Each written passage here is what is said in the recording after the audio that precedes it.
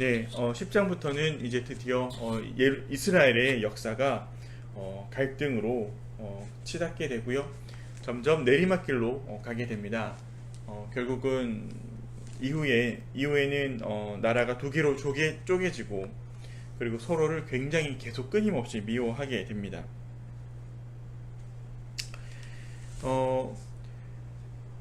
오늘은 르호보암이 이제 나오지요. 솔로몬의 아들입니다. 사람들이 와서 이제 얘기합니다. 이제 왕이 바뀌었으니 그 전 때에부터 백성에게 지어졌던 이 무거운 멍에를 좀 가볍게 해 달라. 그럼 우리가 당신을 왕으로 진정으로 섬기겠다 라고 이야기를 하는 것입니다. 하지만 오늘 우리가 알 수 있듯이 르호보암은 그런 선택을 하지 않고 더 강경하게 자신의 어떤 그 권위를 내세우고 있습니다.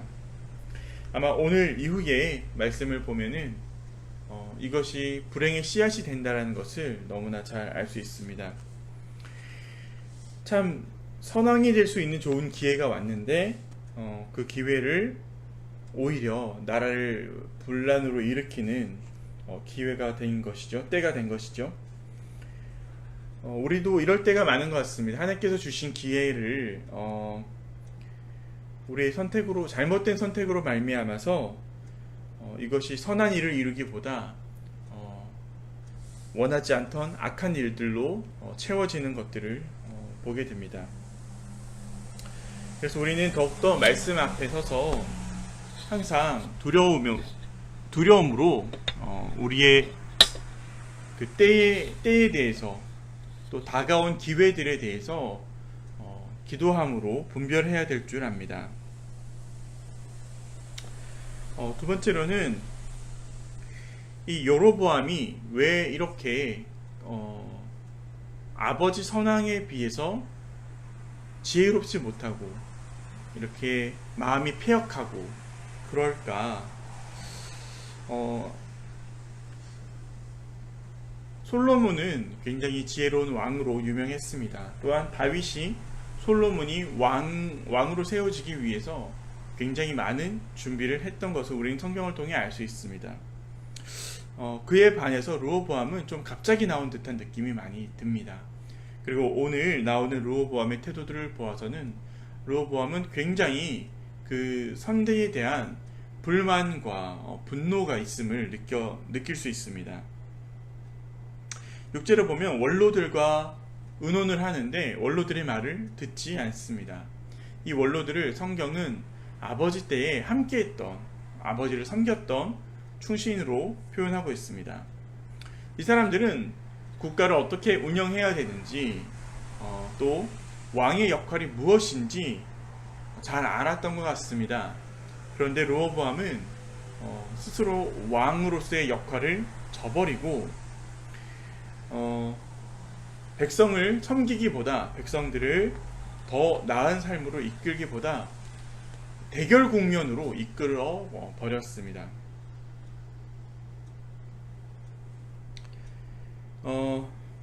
이때 당시에는 지금 같은 투표로 선출되는 것이 아니라 이렇게 계승이 되는 것이죠.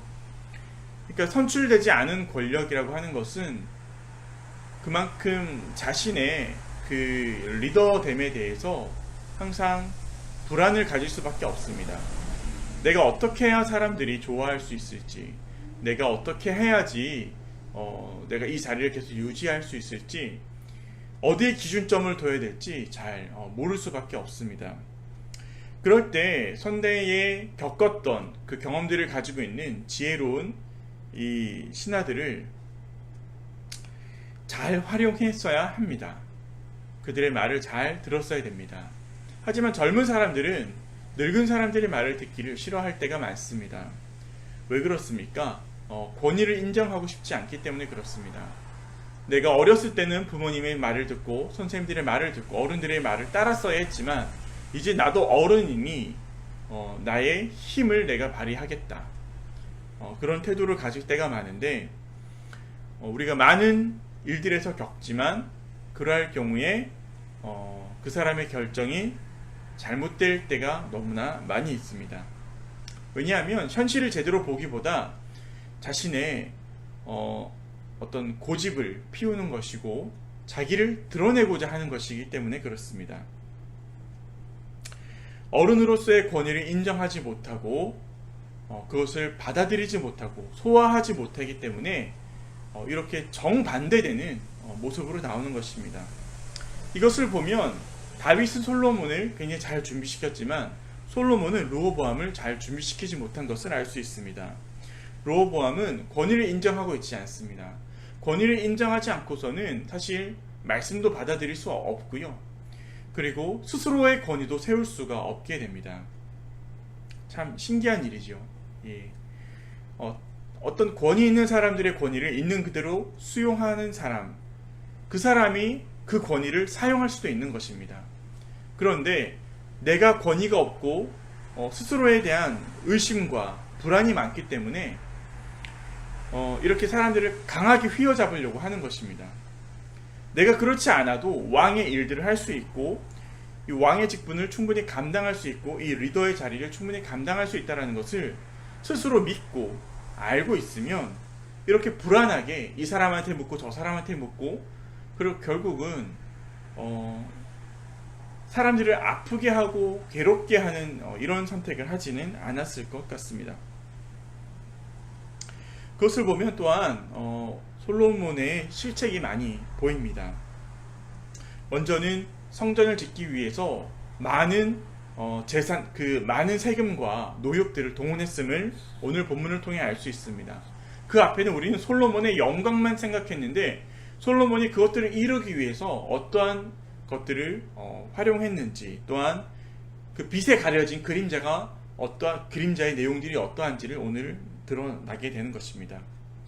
사람들이 다 칭송하는 솔로몬, 그리고 외교의 왕, 정말 지혜로운 왕, 그리고 많은 재산을 이렇게 뽐냈던 왕, 화려한 성전과 왕궁을 뽐냈던 왕, 그 앞에서는 함부로 감히 얘기하지 못했던 부국강병했던 솔로몬의 시대에는 노역이 너무 심합니다. 이러한 얘기들을 함부로 하지 못했다가 이제 새로운 왕이 되었더니 이제서야 사람들이 자신들의 리더를 세워서 앞장세워 지금 자신들의 요구를 하고 있는 것입니다.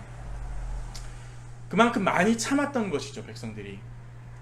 그러니까 온당한 세금과 온당한 노역이 아니라 이 솔로몬의 화려한 왕국을 유지하기 위해서 많은 사람들이 사실은 내야 하는 것보다, 감당해야 되는 것보다 더 큰 것들을 감당했다는 것을 알 수 있습니다. 르호보암은 그것을 자신의 권리라고 생각한 것 같습니다. 자신이 누려야 될 당연한 자신의 힘이라고 생각한 것 같습니다. 그것을 거부하는 사람들을 아주 이렇게 전갈로 치겠다, 그러니까 거의 죽여버리겠다라는 뜻이죠. 그리고 나오죠. 솔로몬은 채찍으로 사람들을 다스렸다.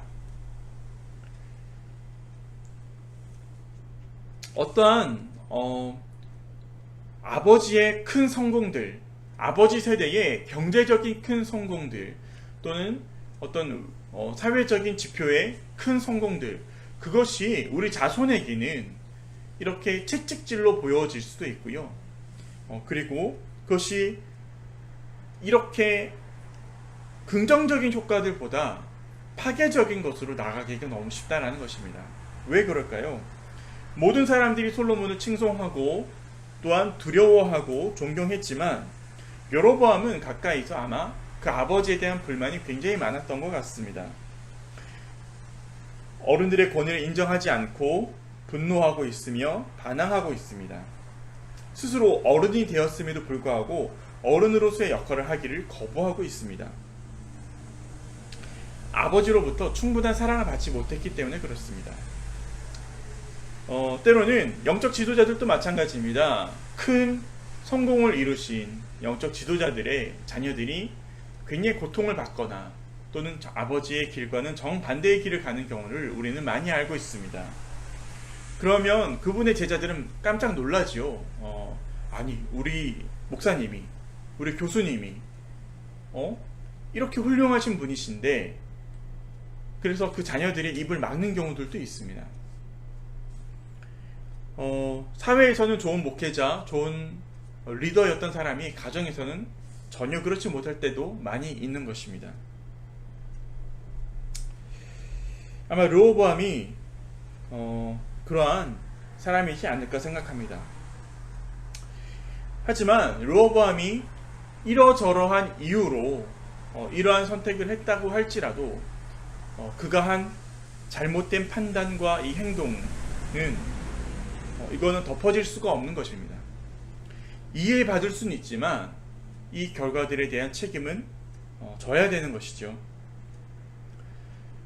이 르호보암 이 왕의 잘못된 선택이 이 공동체를 결국은 찢게 하는 결과가 됩니다. 온 공동체가 이 선택에 대한 그 책임을 짊어지게 되는데 그 결과가 너무나 아픈 것이죠. 이러한 순환들을 우리가 좀 잘 살펴보았으면 좋겠습니다. 예수님께서 왜 그렇게 사랑을 강조하셨을까? 왜 그렇게 원수까지 사랑하라고 사랑을 강조하셨을까? 또한 사도 바울은 그 예수님을 받아들이고 나서 왜 사랑이 아니고서는 아무런 의미가 없다라고 선포했을까요? 산을 옮길 만한 믿음이 있고 세상의 모든 지식을 알고 있다고 하더라도 자신의 몸을 불사르어 내어줄 수 있을지라도 사랑이 없으면 아무 소용이 없다라고 이야기하고 있습니다. 그것을 우리는 오늘 사실은 역사적으로 잘 보고 있는 것입니다. 솔로몬이 어떤 위대한 업적을 쌓았더라도 그의 아들에게, 그의 가족에게 사랑이 전달되지 못했을 때, 그 자녀가 사랑에 대한 확신을 하지 못했을 때, 그것이 얼마나 큰 비극으로 이어질 수 있는지 우리는 알 수 있게 되는 것입니다. 하나님은 우리가 복된 삶을 살기를 원하십니다. 하나님은 우리에게 창조 때부터 지금까지 끊임없이 축복하고 사랑을 이야기하고 계십니다. 우리는 하나님께서 주시는 그 복을 누려야 될 책임이 있습니다. 그렇다면 우리는 어떤 것을 더 선택을 해야 될까요? 내가 많은 것들을 성취하기 위해서 외부로만 또 그것들로만 세상의 기준으로만 나의 성공을 판단해야 될까요? 아니면 예수님께서 말씀하신 것처럼 사랑의 그 가치를 내가 살기 위해서 노력을 해야 될까요? 르호보암의 이 잘못된 선택을 우리가 교훈 삼아서 오늘 나의 선택은 어떠한지, 사랑에 기반한 선택인지 아니면 나의 아픔을 좀 드러내려고 인정받고자 더 사람들을 괴롭게 하고 아프게 하는 이러한 선택을 하게 될지 우리가 스스로 돌아보았으면 좋겠습니다. 우리 말씀을 기억하며 기도했으면 좋겠습니다.